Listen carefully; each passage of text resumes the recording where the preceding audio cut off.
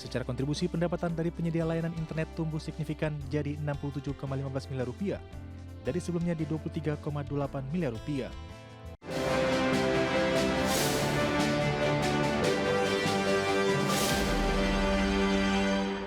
Kita beralih ke informasi emiten pilihan pemirsa di mana PT Sinergi Inti Andalan Prima Tbk atau INET mencatatkan pertumbuhan pendapatan dan laba melesat per September 2025. Catatan ini seiring dengan peningkatan signifikan dari pendapatan layanan jasa internet bersewa.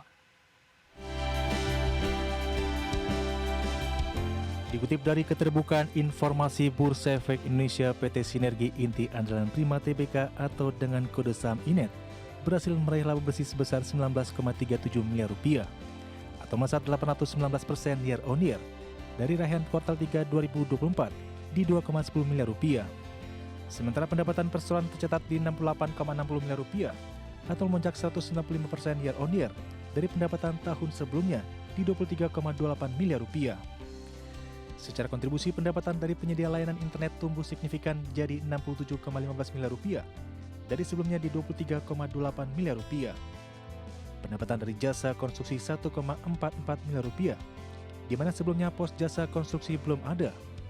Laba usaha meningkat dari 2,49 miliar rupiah menjadi 25,27 miliar rupiah, atau tumbuh lebih dari 900%. EBITDA perusahaan turut mengalami pertumbuhan signifikan mencapai 35,35 miliar rupiah, atau naik dari 4,68 miliar rupiah dari periode sebelumnya. Total aset perusahaan naik hampir 2 kali lipat jadi 454,59 miliar rupiah dari 229,85 miliar rupiah di akhir tahun 2024. Liabilitas juga meningkat jadi 93,07 miliar rupiah atau naik dari 13,98 miliar rupiah seiring ekspansi yang dilakukan. Kendati utang meningkat signifikan, tingkat leverage perusahaan masih berada pada level yang sangat rendah dengan debt to equity ratio atau DER 0,26 kali atau naik dari 0,06 kali di akhir tahun 2024. Hal ini menunjukkan struktur modal perusahaan tetap sehat dan konservatif. Manajemen perusahaan menyampaikan dengan capaian pertumbuhan pendapatan dan laba yang signifikan, menunjukkan momentum pertumbuhan positif yang berpotensi berlanjut hingga akhir tahun. Berbagi sumber untuk IDX Channel.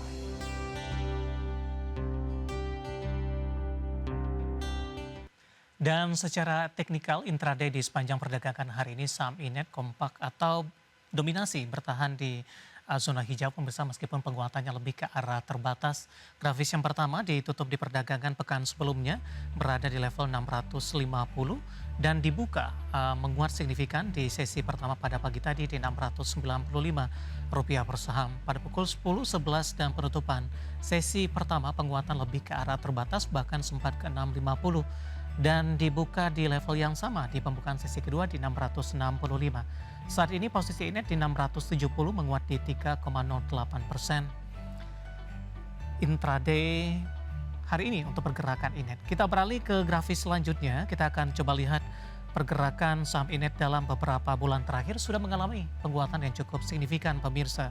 Di awal Juli masih diperdagangkan di level 100-an, Agustus menguat ke 326, 8 September cenderung melemah ke 200-an, Oktober kembali menguat di 14 Oktober di 296, November ini mengalami lompatan yang sangat signifikan hingga ke 705. Intraday tertinggi dalam 6 bulan terakhir, meskipun dalam beberapa pekan terakhir saham INET lebih cenderung mengalami pelemahan dan kembali diperdagangkan di level 600-an. Dari sisi valuasi pemirsa dengan beberapa indikator yang ada, kita akan coba lihat tampaknya saham INET dari sisi valuasi sudah cukup mahal pemirsa. Dari posisi price to earning ratio-nya di 245,89 kali, PSR-nya di 69,44 kali, PBV-nya di 17,57 kali, sudah jauh di atas 1 kali dan PCFR di 61,70 kali. Kombinasi secara fundamental, teknikal, dan juga dari sisi valuasi, dan semoga bisa menjadi referensi untuk pemirsa IDX Channel.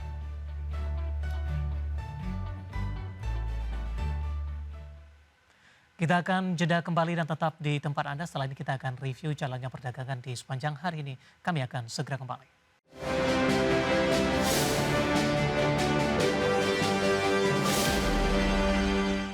Terima kasih untuk Anda yang masih bergabung bersama kami dan di segmen ini kita akan review jalannya perdagangan di sepanjang hari ini pemirsa. Dan kami ingatkan kembali, Anda masih bisa berpartisipasi di WhatsApp interaktif di 0851 7810 4976 seperti yang tertera di layar televisi Anda nantinya.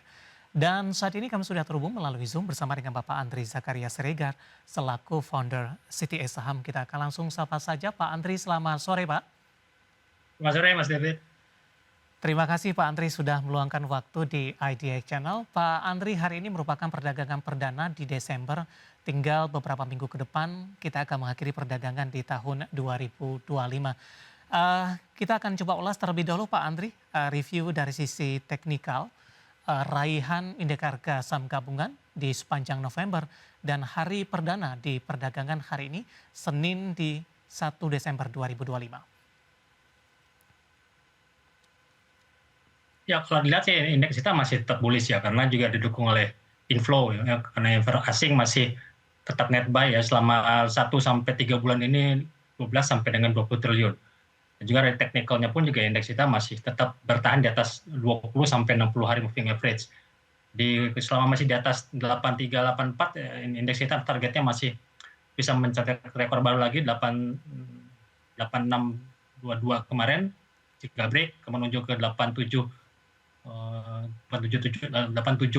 sampai dengan 9000. Jadi kalau melihat peluang 9000 saya pikir masih ada arah ke sana ya karena juga dari sisi long term view untuk teknikalnya masih tetap bullish. Cuman memang kalau untuk satu pekan ini emang agak rawan koreksi ya karena juga kondisinya sudah di area overbought dan juga sudah menunjukkan flat divergent. Tapi kalau untuk jangka menengah saya pikir indeks kita masih bisa menuju ke 8780 sampai dengan 8000 selama di atas 8380 ya karena juga masih didukung oleh inflow dan juga sentimen dari The Fed juga menjelang tanggal 10 Desember ini ya karena berpotensi untuk meng-cut 25 basis point lagi. Baik, ketika kebijakan The Fed sesuai dengan skenario Pak memangkas kembali suku bunga acuan 25 basis point, seberapa besar dampaknya terhadap indeks harga saham gabungan?